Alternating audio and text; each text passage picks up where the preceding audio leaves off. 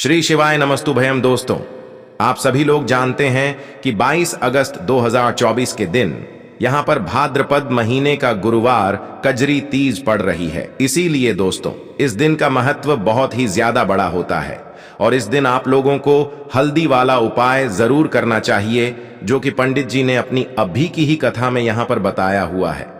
तो दोस्तों, इस उपाय को आपको कैसे करना है, कब करना है, कहां पर करना है और उपाय को करते समय आपको किन किन बातों का ध्यान रखना है, ये सारी जानकारी हम आपको इस वीडियो में देंगे। तो चलिए दोस्तों, उपाय को शुरू करते हैं। देखिए, यह दिन इतना खास होता है, इतना महत्वपूर्ण होता है। देखा गया है कभी कभी बड़े बड़े पूजा पाठ अनुष्ठान से जो मनोकामना पूर्ण नहीं होती है, वह भाद्रपद महीने का गुरुवार कजरी तीज के दिन एक छोटे से उपाय करने से ही आपकी मनोकामना पूर्ण हो जाती है। और बहुत सारे लोगों ने इस उपाय को किया भी है और उनको इस उपाय को करने का फल भी जरूर मिला है। अगर आप लोग भी इस उपाय को 22 अगस्त 2024 भाद्रपद महीने का गुरुवार कजरी तीज के दिन करना चाहते हैं, तो आप इस उपाय को पहले अच्छे से समझ लेना, सुन लेना, उसके बाद करना। आपको इस उपाय का फल जरूर मिलेगा और इस उपाय को करने से आपके घर में चाहे किसी भी प्रकार की दुख और समस्या क्यों ना चल रही हो, आपको उसका कारण भी नहीं पता है कि भाई यह समस्या किस कारण से चल रही है। उसका कुछ भी कारण हो सकता है, जैसे पितृदोष हो सकता है या किसी भी तरह का मंगल दोष भी हो सकता है, और भी बहुत तरह के दोष होते हैं, कुछ भी हो सकता है।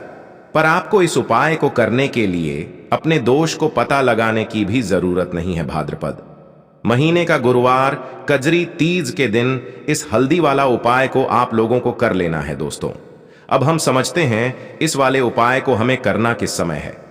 तो सबसे पहली बात दोस्तों, हम समझते हैं कि यह हल्दी वाला उपाय करना किसको है। तो देखिए, यहां पर सीधी सी बात है कि यह हल्दी वाला उपाय जो उपाय है, यह किस लिए किया जा रहा है। यह मनोकामना को पूर्ण करने के लिए किया जा रहा है, या आपके जीवन में जो दुख और परेशानियां हैं उनको दूर करने के लिए किया जा रहा है, या आपका कोई बड़ा काम है जो कि नहीं हो पा रहा है, आप उसके लिए इस उपाय को कर सकते हो। तो सीधी सी बात यह है कि आप अपनी किसी भी प्रकार की मनोकामना के लिए इस वाले उपाय को कर सकते हो।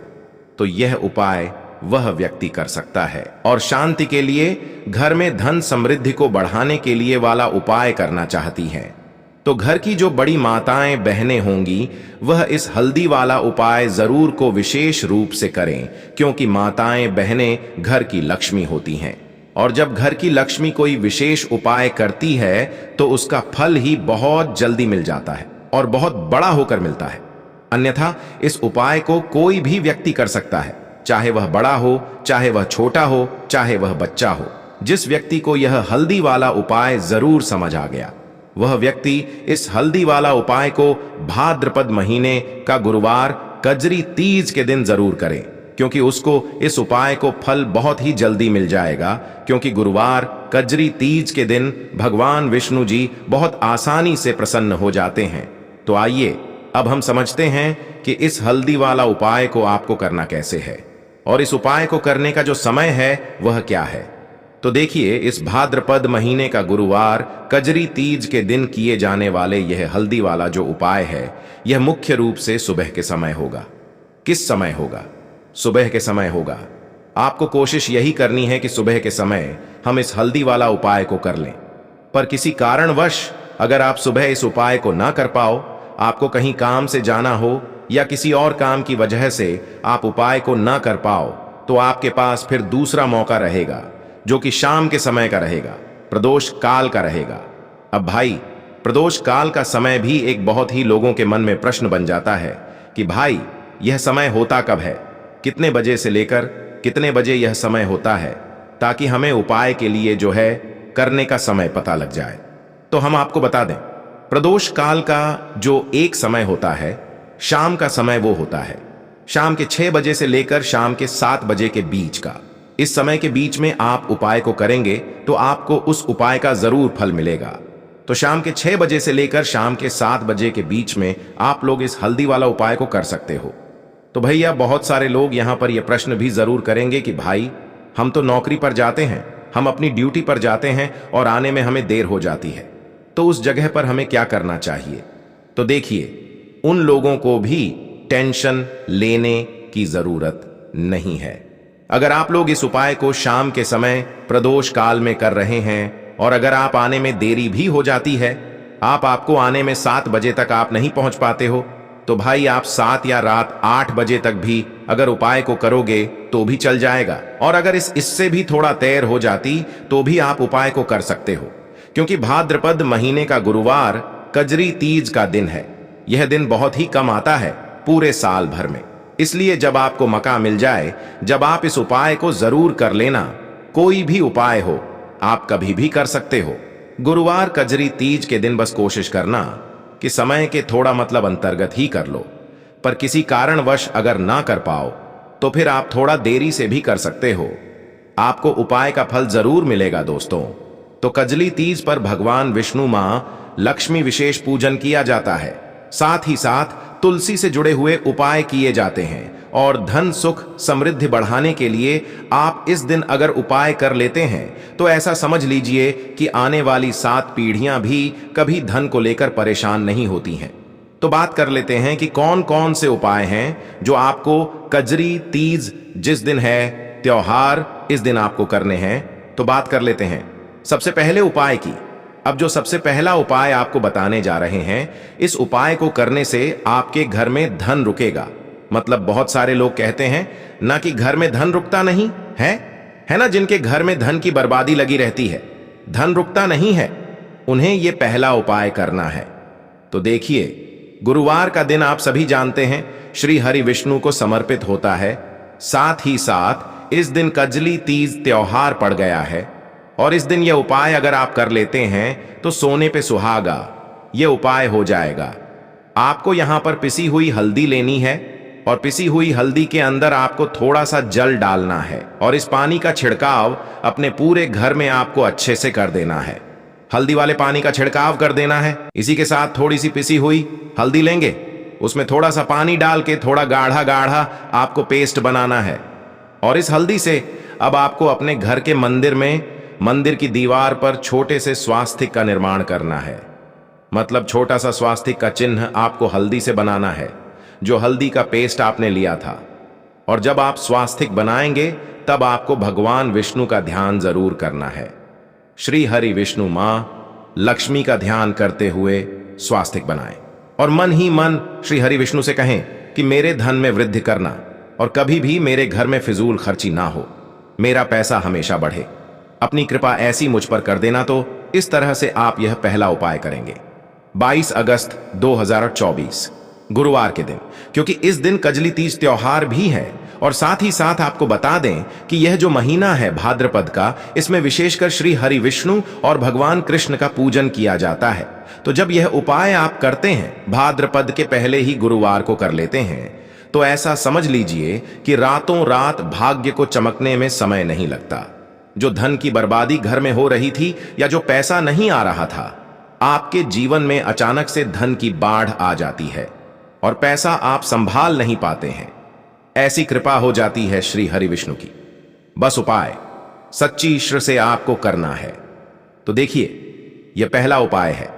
अब बात कर लेते हैं दूसरे उपाय की। तुलसी के पौधे में वह कौन सी चीज है जो आपको इस दिन डालनी है और इस उपाय को किस तरह से करना है और कैसे तुलसी से जुड़ा उपाय आपकी आने वाली पीढ़ियों को भी सुख दे देगा।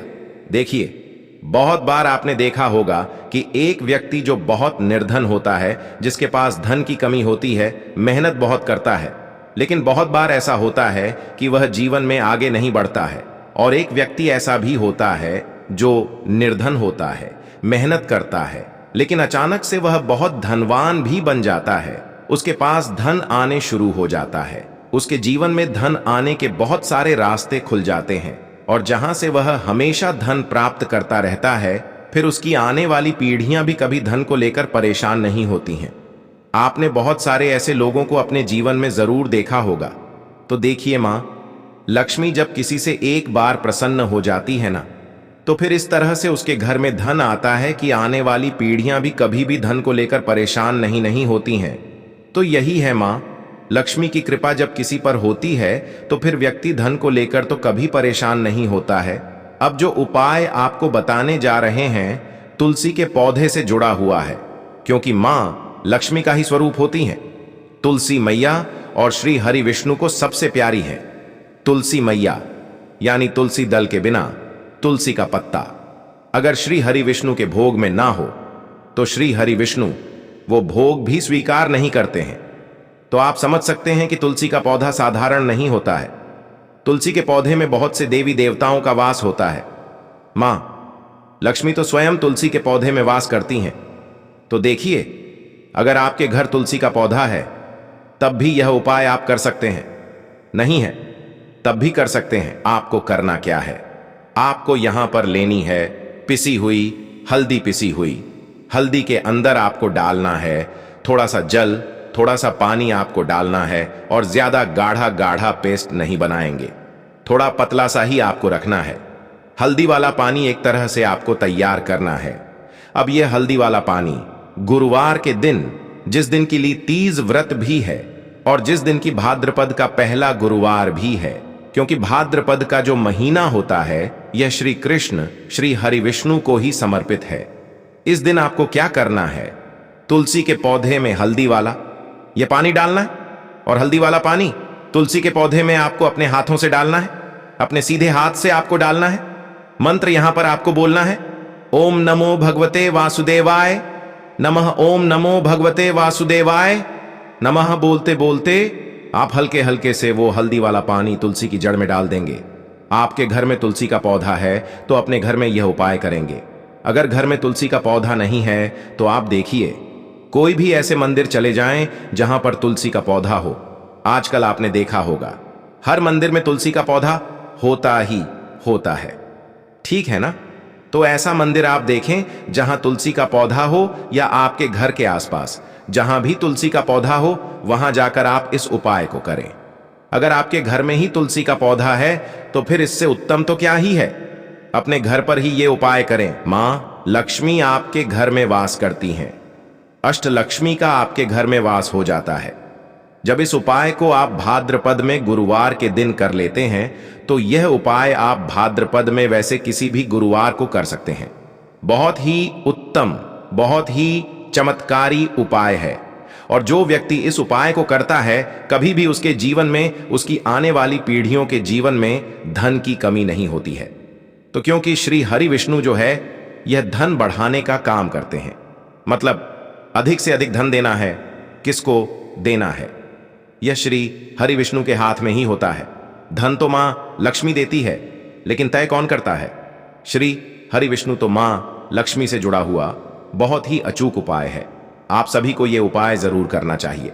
तो चलिए, दो उपाय की अभी तक हमने बात कर ली है, अब जल्दी से बात कर लेते हैं तीसरे उपाय की। तीसरा उपाय जो आपको बताने जा रहे हैं, इस उपाय को करने से आपका धन जो है वो बढ़ेगा भी और आपके पास रुकेगा भी, साथ ही साथ आपकी कोई भी मनोकामना है वो भी पूरी हो जाएगी।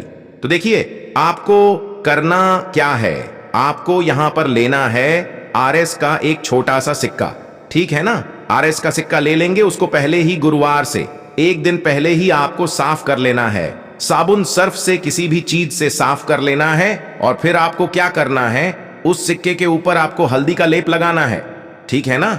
हल्दी का लेप लगा देंगे, उसके बाद यह सिक्का आपको अपने घर के मंदिर में रखना है। गुरुवार के दिन श्री हरि विष्णु और मां लक्ष्मी की तस्वीर के सामने अब एक देसी घी का दीपक जलाकर पूजन कर, और श्री हरि विष्णु का बहुत ही चमत्कारी मंत्र है, इस मंत्र का 11 बार जप कर लेंगे। तो मंत्र आप यहां पर ध्यान से सुन लें।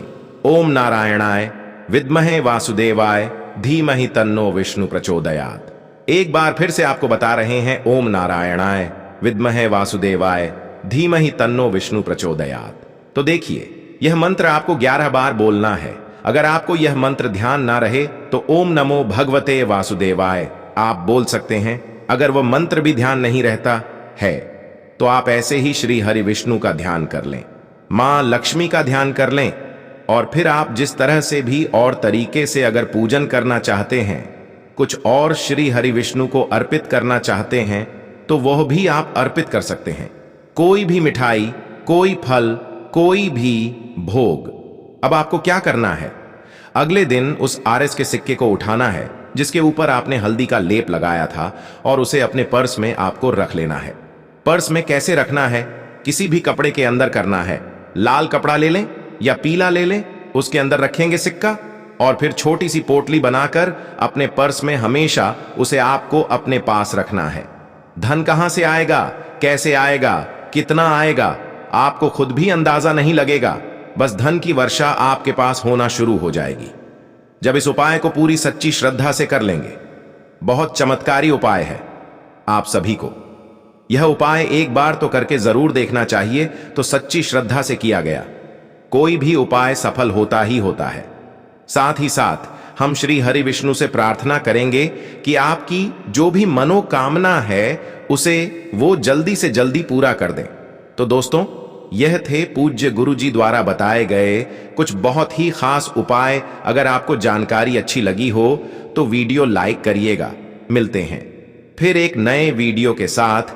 श्री शिवाय नमस्तुभयम।